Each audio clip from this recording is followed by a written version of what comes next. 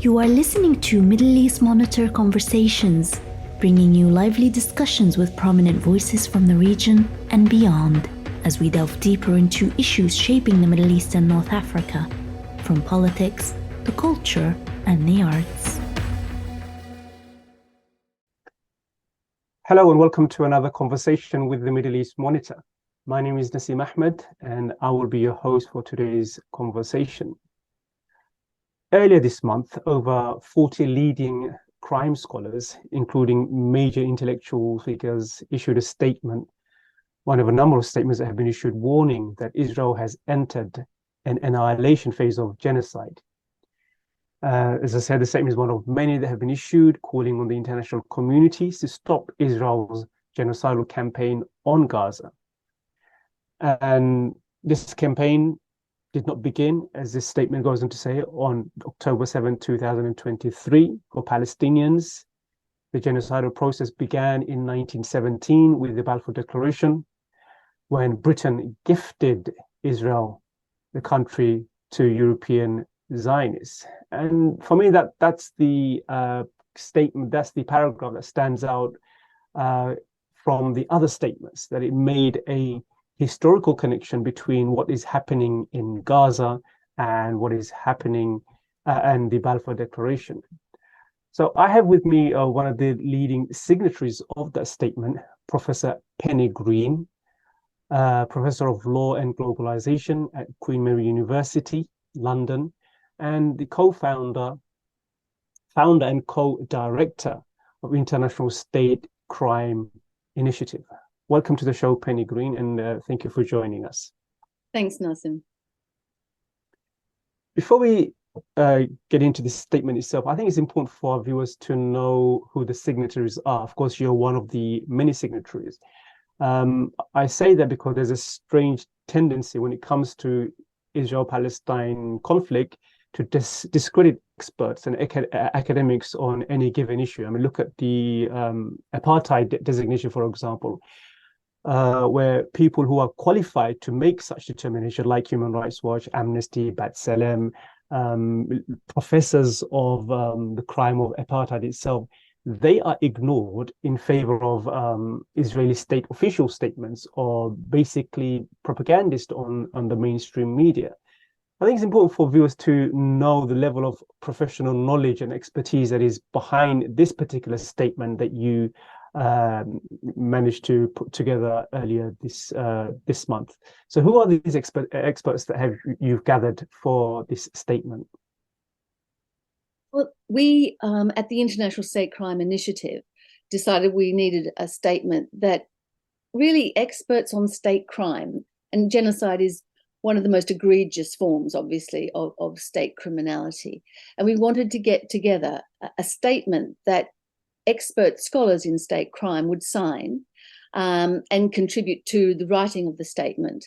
So we initiated the statement because our whole approach to understanding state crime is not wholly legal. I mean, there's a real problem when you're looking at states and criminal behavior, because states make laws and they're notoriously unwilling to define any of their behavior as criminal from the perspective of the legitimacy of their actions. And so I think it's very important for us as state crime scholars, people who've worked on a whole range of state crimes from a criminological perspective and a legal perspective, to get together to really call out Israel's actions as genocide, because that is what is happening. Now, the signatories are global experts in a whole range of state criminality. So we have, for example, Richard Falk is one of the signatories. Richard Falk was, in fact, a former UN Special Rapporteur for the occupied Palestinian territories. Hilal Elva is another state crime scholar who is also a special rapporteur, but in a different area. We have a number of American scholars of state crime who look at a whole range of state corporate collusion. And we have scholars such as Phil Scraton, who perhaps is best known for his amazing work on the Hillsborough disaster, and the way in which police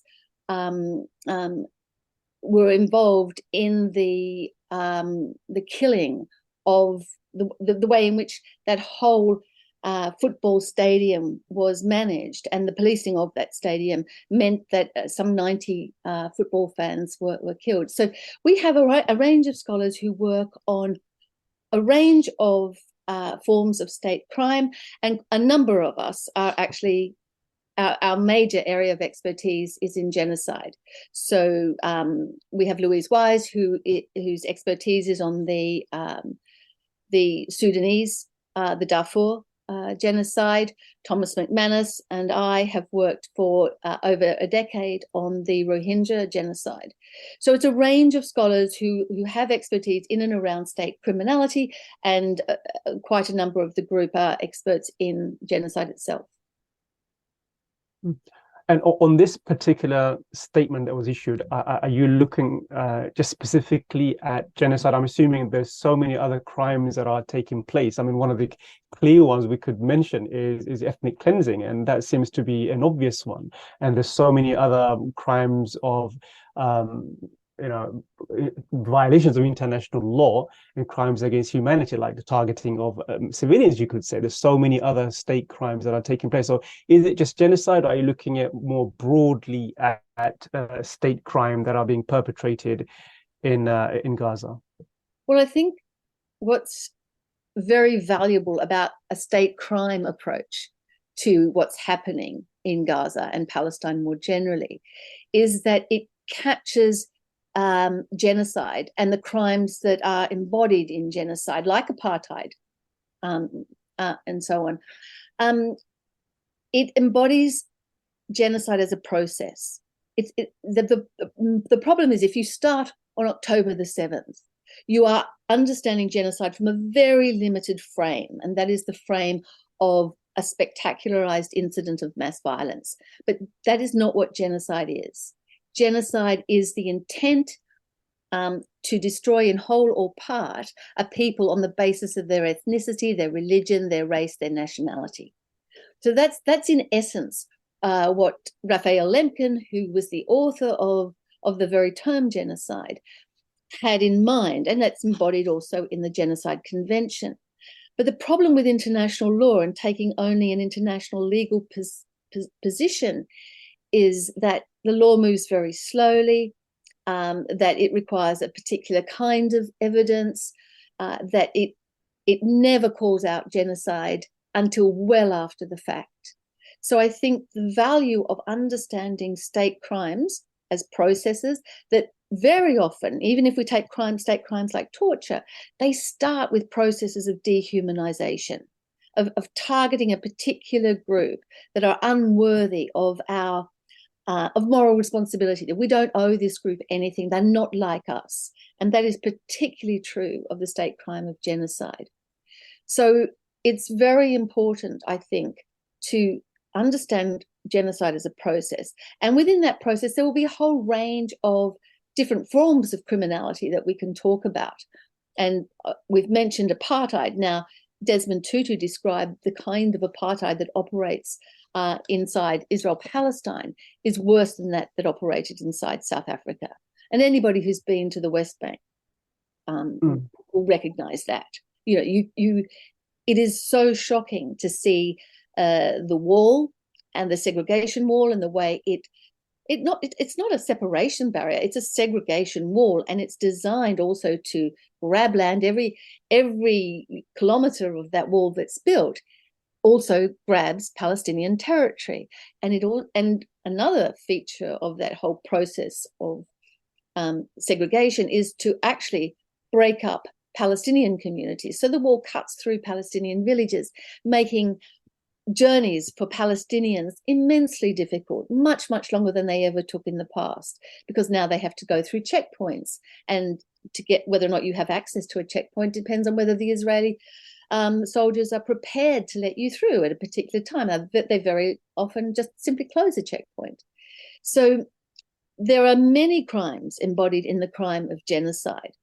But I think we really need to start by thinking about that original idea of what genocide is, and that genocide can take place actually without mass killing. Mass forced eviction would be enough to actually meet the definition of genocide. And so what we have in Gaza and in Palestine more generally, historically, is a combination of both mass forced evictions, which we saw in 1948, where 750,000 Palestinians were forced from their land in order to make way for the new state of Israel. Sorry. No, that's what I mean. That's what I liked about this particular statement. It didn't look at Gaza in an isolated way. Yeah, you looked at the whole occupation of Palestine and took the long-term view into consideration. And genocide, as you mentioned, it is an incremental step, and it didn't just begin, as you said, on the 7th of October. And what's happening in the West Bank is also part of the story, whereas many people have been trying to divide Gaza, not just spatially, but also within the narrative that Gaza is somehow something different, but it's all part of one single occupation. And I think that's important to emphasize, and you do that very well in that statement. But what you do also say, yes, it started with the Balfour Declaration, this ongoing process of expulsion and getting to and genocide. You mentioned that what we are seeing in Gaza is the annihilation phase of genocide. So what specifically led you to characterize it in that way? That we are now seeing an annihilation phase, just instead of, because we've seen wars before, 2014, 2012, 2008, 9. But there's you specifically mentioned this is the annihilation phase, and I'm quoting the statement itself. So what specifically led you to say this is where we are at the moment in Gaza? I think it's interesting when we think about genocide, because it's quite hard to shift that common sense mentality that it is an event. And that's the way in which the law constructs genocide, as an event. Genocide's not an event. It occurs slowly, it occurs over many years very often, sometimes decades, as with the case of both the Rohingya in Myanmar and with the Palestinians. And I've just run through the phases which are generally very apparent in all genocides, and they can exist concurrently. It's not necessarily one phase moves into the next, but we start with dehumanization strategies. And these will be official strategies where one group, the target group, the group that the state desires to remove, is represented in such a way as to be othered. They're not like the rest of the community. They may, in the case of the Rohingya, they were described as terrorists, they were described as illegal Bengalis, they were described as less than human, they were described as cockroaches. And we see this in all genocides. There's an idea that the target group don't deserve the same rights and privileges that we do. They don't deserve the same human rights because they're less than human. And we've seen that very explicitly in the case of Gaza, but it's not just at this moment. This has taken place for decades in Palestine.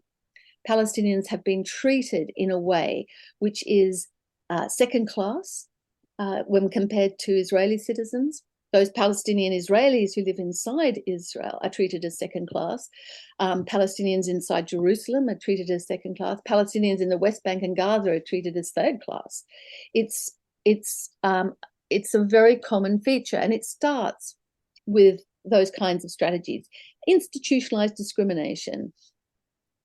And then when you have that process of discrimination and dehumanization, and the target group is stigmatized in such a way as that they don't feel like us, they aren't the same as us, we don't owe them the same kind of consideration and obligation that we owe each other as citizens. Once that takes place, you create a situation in which sporadic and litmus testing violence can take place. And when I talk about litmus testing violence, I mean you can have attacks. And we see this in the West Bank all the time with the settler movement, that the settlers attack Palestinian farmers, they attack a whole range of Palestinian laborers, and they get away with it. And because they get away with it, they do it again, and they do it more. And actually what we're seeing in the West Bank right now, under the cover of Gaza, is a huge uptake in violence in the West Bank. And that's very important to understand. And I think that this has been going on for decades, this kind of treatment. And once you have that kind of violence, and it's very much a feature of the settler colonial project, that the settlers will do anything in order to take over the land that they want. So in your case, would I be correct in saying that even before the current bombardment of Gaza, you would have described, or scholars who've signed this statement, that what is happening in Palestine is actually genocide? Yes, irrespective of what is happening in Gaza right now? You're just seeing Gaza as the annihilation phase of the process of genocide. So would that be correct? Yes, largely. I think that, people have talked about the ethnic cleansing of Palestine, but ethnic cleansing is a euphemism. It's not actually a specific crime under international law, and I think it's much more of a euphemism. And I think if it effectively means genocide, that kind of the way in which people describe ethnic cleansing and write about the cleansing of a particular population on the basis of their ethnicity or nationality or race or religion is effectively genocide. And I much prefer the term genocide, because I think it clouds the waters. And it also means that under international law, states aren't obligated to act, to intervene, to prevent and punish, which they are under the Genocide Convention if they call out a genocide. So I think I don't particularly like the word ethnic cleansing. I think it's quite descriptive, but it's not a particularly helpful term. But I would say, yes, that this is a genocide. And people have talked about the ethnic cleansing. Ilan Pappé wrote an excellent book on the ethnic cleansing of Palestine.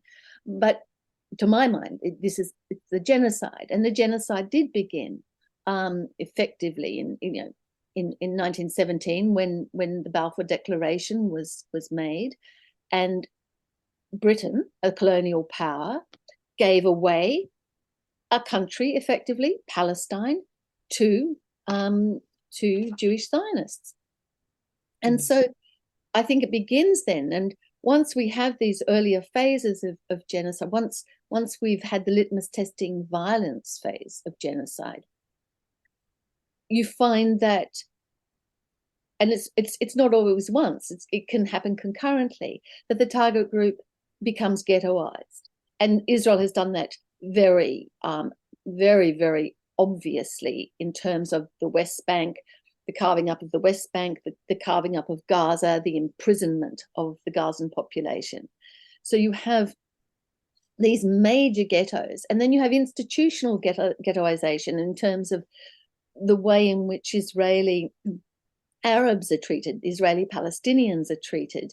So, the Israeli state has removed Arabic as an official language. Now, that is a way of isolating Palestinian Israelis. It's a way of demoting them as citizens. And there are various other ways in which that's done. And of course, if you think about the West Bank and you think about Gaza, these enclaves, which are massively controlled, if you like. I mean, the security apparatus that Israel has at its disposal is highly sophisticated and immense. And so Palestinians who live in the West Bank do not have freedom of movement. They do not have equal rights to build homes for them and their families. They do not have equal rights in terms of voting. It's an apartheid system. Equally, Gaza is a very clear example of a mass ghetto.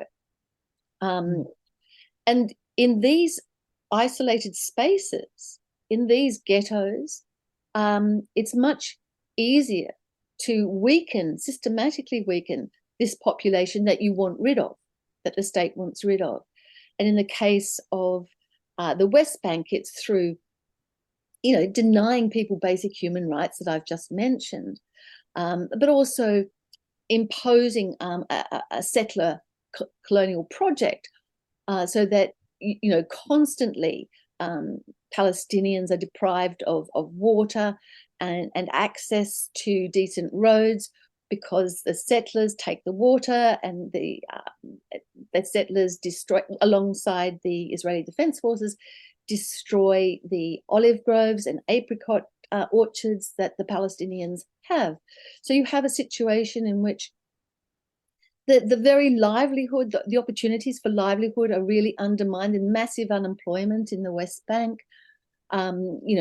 Young kids see their parents humiliated by the Israeli Defense Forces, by settlers constantly. It's a situation in which that seeks to weaken the population, both physically and emotionally. Gaza is very, very explicit in that way, because, of course, Israel for the last 17 years has imposed a blockade, an illegal blockade, and controls everything, every item of food, every building item in terms of construction materials, medical supplies. Israel controls everything that goes in and out of the Gaza Strip, and that includes human beings. So that's why people talk about Gaza as the largest open-air prison. Open-air prison. I was got to ask a question about just zooming out a bit, and response of the UK and other Western governments, US, of course, and the general complicity, and relate that to what you mentioned earlier, that usually what happens with genocide is that it's usually a determination or designation after the fact. When the genocide is actually taking place, it's very difficult, or it's really hugely contested, especially if it's a Western ally, to get that determination or get that designation accepted. It's a major challenge, and that's why we're seeing such pushback from the UK and Israeli supporters of Israel. And do you think this is one of those examples where the UK will still maintain its position, the US and the West will generally maintain their positions, and it's only the historians who will be able to finally conclude and say that what happened is genocide? Or are we seeing, because of the outrage, because of the huge amounts of protests we're seeing around the world, that this will not be one of those cases, and it's going to become consensus amongst, because it's a huge thing for a generation to grow up thinking Israel has committed genocide. That's a huge stain on the UK, on the US, and the legitimacy they hold, and the so-called liberal order which they police and have erected. So two questions. So do you think there's a responsibility on the US and the UK that they are complicit in the genocide? And do you think, this act of genocide will be different to, say, other acts where it's only historians after the fact that they say there's a genocide taking place, or genocide had taken place? I think that there's no doubt that the Biden administration in America for decades are utterly complicit in the ongoing genocide against the Palestinian people, and the same with the UK government. I don't think there's any doubt whatsoever about that. And there's no doubt that they will not come to kind of see the light. They're not about to make a genocide determination. They are not about to say enough is enough. I think that we've seen, I mean, in the vote in Parliament yesterday, that they're not even prepared to vote for a ceasefire. And I mean, Israel wouldn't exist. Israel wouldn't have any military capacity if it wasn't for the United States and the $3.8 billion a year that it funds that that military. Without the United States, this genocide would not happen. And so I think that, yes, they are utterly complicit.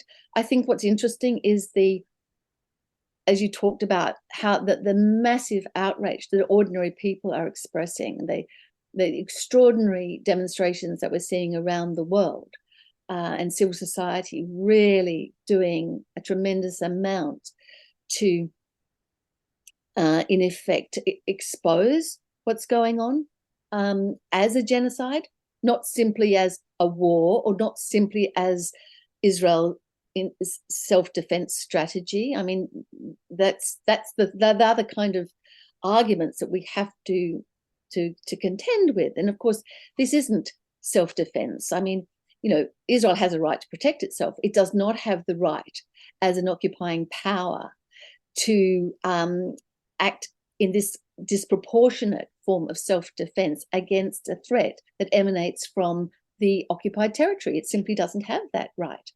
But I don't think we should expect anything from the United States, and I don't think we should expect anything from the United Kingdom in terms of our governments and in terms of doing anything about this. I think where we're going to have the kind of reaction that any moral person would have at watching, at this stage, around 12,000 people being slaughtered, 5,000 of them children, we're going to rely on ourselves. We're going to rely on civil society. And I think civil society has been organising extremely powerfully. And I don't think it's enough. I don't think the demonstrations are enough. But I think one of the great strategies that civil society has within its reach is the boycott, divestment and sanctions movement, BDS, which was started by Palestinians and in very much the same vein as the boycott movement in apartheid South Africa began. It was Black South Africans and it's Palestinians who are urging the world to boycott Israeli products and Israeli institutional arrangements, particularly, say, in universities. So I think that there are strategies that civil society will engage in, but I don't think we can expect anything from our governments, who have acted with utter complicity and shame. Coming to your question about will it only be the historians? Well, I think the genocide debate has been less difficult, actually, than in many other than, say, in the case of Myanmar. That was quite a difficult case to argue. I mean, a genocide's a difficult case to argue when it comes to major human rights organizations too, because major human rights organizations are very bound by the letter of international law, and they really wait for determinations by courts of law, the ICC or the ICJ. But if you wait for those courts, if you wait for the United Nations, you'll wait forever. So I think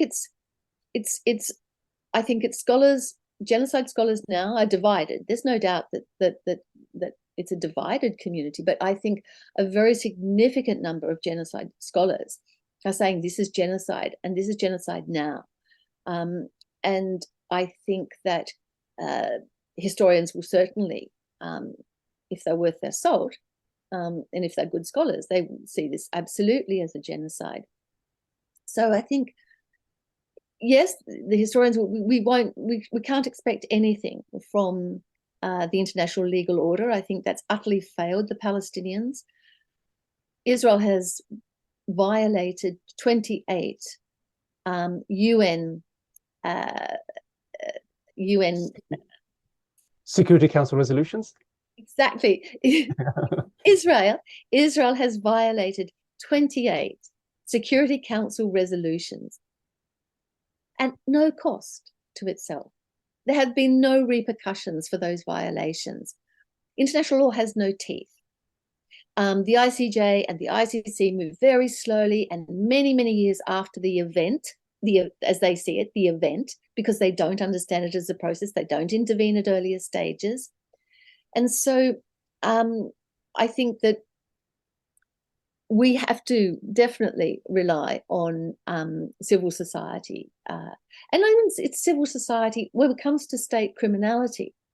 It's civil society that exposes, names as crimes, these actions of the state, and then goes about to sanction them. It actually has more impact in sanctioning because boycotts are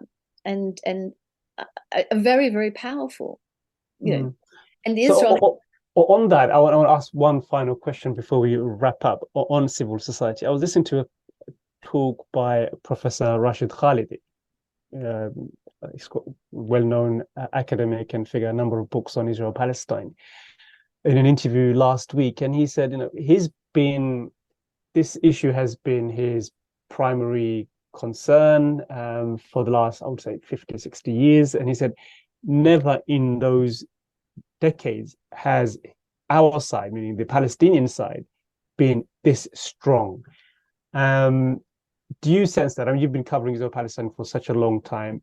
I mean, I definitely sense that, but I'm much younger, and I see that there's a generation who have grown up and seen the light on this issue, and that there is no way of monopolizing information in the way it used to be, and propagandizing to prevent people from seeing truth and the reality of the occupation, the nature of the occupation.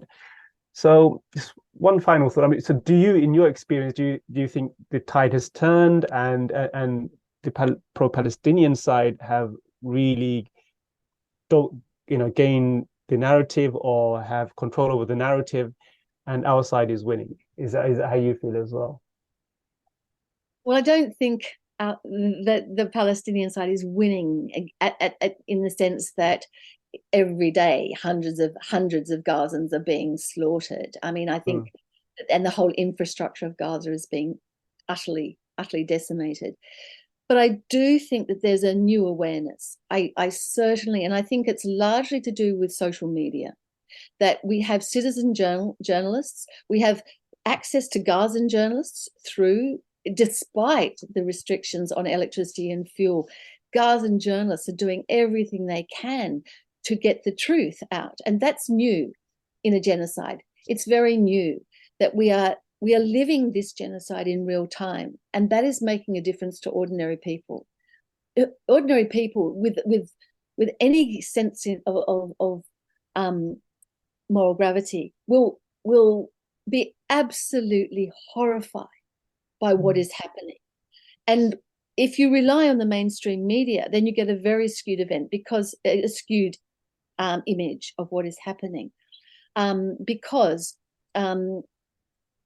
Western media has systematically supported Israel. Israel has been seen as a strategic geopolitical strategic center for countries like the UK and the United States in the Middle East. It's been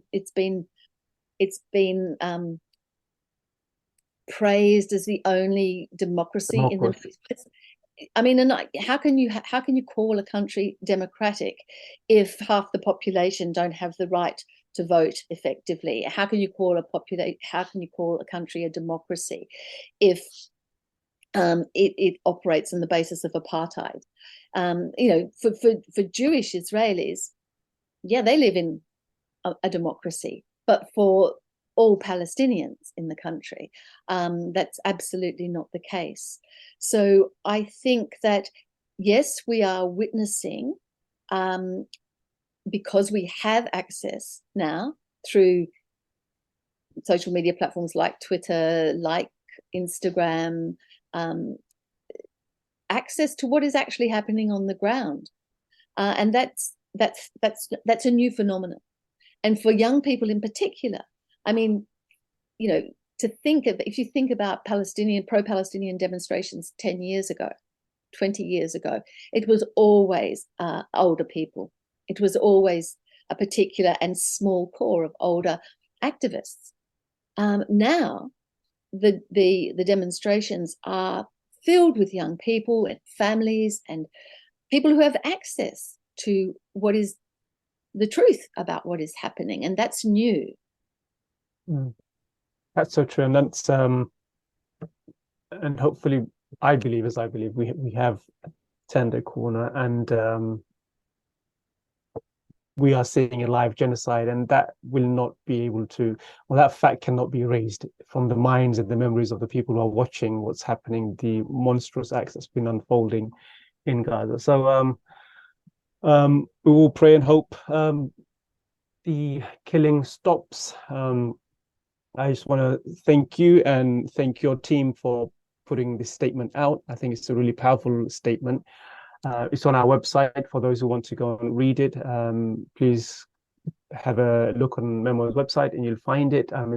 The title of the article we published on that is "Annihilation of Palestinians Began with the Balfour Declaration, say international experts." That's the article which is referencing the statement.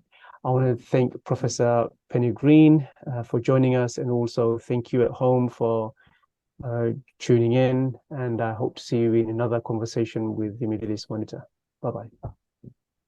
Bye, thank you. This was Middle East Monitor Conversations, brought to you by the Middle East Monitor in London.